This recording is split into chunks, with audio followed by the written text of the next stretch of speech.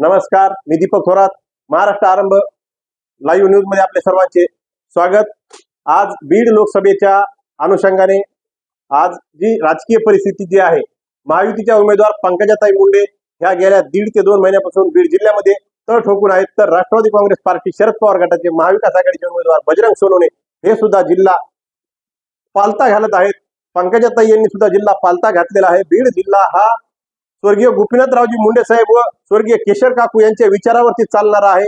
हा बीड जिल्हा विमलताई मुदडा यांच्या विचारावरती चालणारा आहे. हा बीड जिल्हा माजी उपमुख्यमंत्री सुंदरराव सोळंके साहेब यांच्या विचारावरती चालणारा आहे. याच राजकारणाने आज बीड जिल्ह्यामध्ये अक्षरशः कहर माजवला आहे. जातीचं राजकारण या बीड जिल्ह्यामध्ये आपल्याला पाहायला मिळतंय. पूर्ण महाराष्ट्राची नजर आज बीड जिल्ह्यातील लोकसभेच्या मतदारांपर्यंत पोहोचलेली आहे. मतदारांच्या भावना जाणून घेण्यासाठी वेगवेगळ्या प्रसार माध्यमाच्या माध्यमातून सत्ताधारी व विरोधक आरोप प्रत्यारोपाच्या फैरी करत असताना आज बीड लोकसभेमध्ये पंकजाताई मुंडे यांना अक्षरशः महाराष्ट्रातल्या मुंबई पुण्यावरून जालन्यावरून तसेच वेगवेगळ्या मतदारसंघाचे भाजपचे नेते आणण्याची वेळ या ठिकाणी आलेली आहे. पंकजाताई मुंडे यांना उपरे नेते आणण्याची गरज कोणामुळे भासली तर त्या ठिकाणी पंकजाताई मुंडे यांची नियोजन समितीतली जी टीम आहे त्या टीमने कुठेतरी चूक केलेली आहे.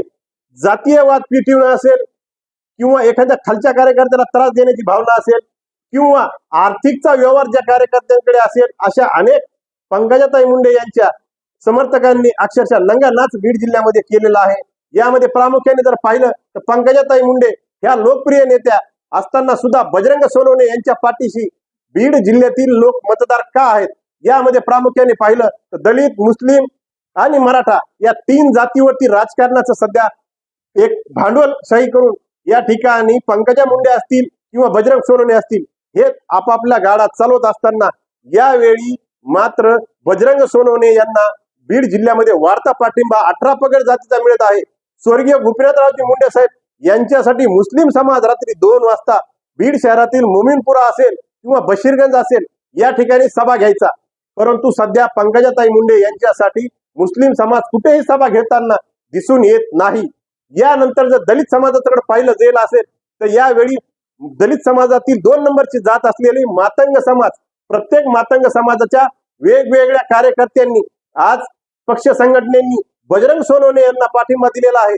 यामध्ये प्रामुख्याने पाहिलं तर मानवी हक्क अभियान स्वर्गीय एकनाथरावजी आवाड साहेब यांनी स्थापन केलेली संघटना ही डॉक्टर मिलिंद आवाड साहेब हे संघटना चालवत असताना यांनी सुद्धा शरद पवारांच्या विचाराला आपला पाठिंबा म्हणून बजरंग सोनवणे यांना पाठिंबा दिलेला आहे. तर स्वर्गीय आत्मारामजी चांदणे यांचे चिरंजीव डेमोक्रेटिक पार्टी ऑफ इंडिया डीपीआयचे नेते अजिंक्य चांदणे यांनी सुद्धा महाविकास आघाडीला शरद पवारांच्या विचाराला पाठिंबा सुकुमार कांबळे यांच्या नेतृत्वाखाली दिलेला असतानाच यावेळी अनेक पक्ष संघटना ह्या बजरंग सोनवणेच्या पाठीशी उभा राहिलेल्या आहेत. परंतु पंकजा मुंडे यांना आज सुद्धा मातंग समाजाचा एकही नेता जवळ नकोय का असा प्रश्न मातंग समाजातील प्रत्येक मातंग वस्तीमध्ये ऐकायला मिळत आहे. याच निमित्ताने पंकजा मुंडे यांनी उपरे प्रचार करण्यासाठी जे माजी मंत्री दिलीप कांबळे व अण्णाभाऊ साठे महामंडळाचे अध्यक्ष अमित गोरखे यांना पुण्याहून आयात केलं, त्याच अमित गोरखे व दिलीप कांबळे यांना या ठिकाणी अक्षरशः मातंग समाजाच्या वस्तीवर गेल्याच्या नंतर तुम्ही कुठले आहात, तुम्ही कोण आहात, तुम्ही आज कस काय आलात असले उत्तर देऊन तुम्ही काय आमच्या मागाचे नेते आहात का असं म्हणून मातंग समाजाच्या वस्तीवरून या मातंग समाजाचा अपमान करून यांना हाकलून देण्यात आलेला आहे. ज्या वेळेस अमित गोरखे यांनी हॉटेल अनिता या ठिकाणी विद्यमान खासदार प्रीतम मुंडे यांच्या उपस्थितीमध्ये मेळावा घेतला, तर अक्षरशः या मेळाव्याला रोजानी महिला आणण्याचं काम या ठिकाणी काही जणांनी केलेलं आहे. तर त्या ठिकाणी 50 ते 100 लोक फक्त त्या कार्यक्रमाला उपस्थित होते व या ठिकाणी अमित गोरखे सुद्धा फेल गेलेले आहेत, दिलीप कांबळे सुद्धा फेल गेलेले आहेत. यांनी कमीत कमी 5000 लोकांचा मातंग समाजाचा मेळावा घेणाऱ्या कार्यकर्त्यांना डावलून प्रीतम मुंडेंनी या ठिकाणी जर आयात केलेले उमेदवार पुणे मुंबईहून उपरे उमेदवार आणले तर आम्ही त्यांना मातंग समाज कधीही मतदान करणार नाही अशी ही भावना यावेळी बीड जिल्ह्यामध्ये चर्चेला जोर धरू लागली आहे. पंकजा मुंडे यांना आज मातंग समाजाचा पाठिंबा नाही राहिलेला हा स्पष्ट मातंग समाजाने बोलून दाखविलेला आहे. तर यावेळी आजची परिस्थिती जर पाहिली तर गेवराई मतदारसंघाचे आमदार लक्ष्मण पवार यांनी आज जालना जिल्ह्याचे माजी मंत्री बबनरावजी लोणीकर साहेब यांना घेऊन त्या ठिकाणी अंतरवाली वावरेची या ठिकाणी जाण्याचा प्रयत्न केला, परंतु त्या ठिकाणी आजच्या परिस्थितीमध्ये जर पाहिलं तर बबनराव लोणीकर यांना एक मराठा लाख मराठा घोषणा देत रस्त्यावरतीच आढळून मराठा आंदोलकांनी त्या ठिकाणाहून परत बेइज्जत करून वापस लावलं। या ठिकाणी उपऱ्या उमेदवाराला किंवा उपऱ्या माणसाला आम्ही या ठिकाणी उभा करणार नाही। जर उमेदवाराच्या प्रचारासाठी जालना असेल, मुंबई पुणे असेल किंवा महाराष्ट्रातून भाजप जर बोलवत असेल तर त्या ठिकाणी आजच भाजपचा पराजय झालेला आहे, एवढी मात्र गोष्ट नक्कीच आहे। आज लक्ष्मण पवार गेवराई मतदारसंघामध्ये दुसऱ्यांदा आमदार झालेले आहेत, ते सुद्धा आज त्या ठिकाणाहून त्यांच्या मतदारसंघातून आज परत मराठा आंदोलकांच्या रोषाला सामोरे जात त्यांनी त्या ठिकाणी आपली गाडी वळवून वापस गेवराई धरण्याचा प्रयत्न केला। परंतु या ठिकाणी आजची परिस्थिती पाहिली तर बबनराव लोणीकर असतील, दिलीप कांबळे असतील किंवा अमित गोरके असतील, मातंग समाज असेल, मुस्लिम समाज असेल किंवा मराठा समाज असेल, या सर्वांनाच मतदारांच्या रोषाला सामोरे जावं लागतं आहे।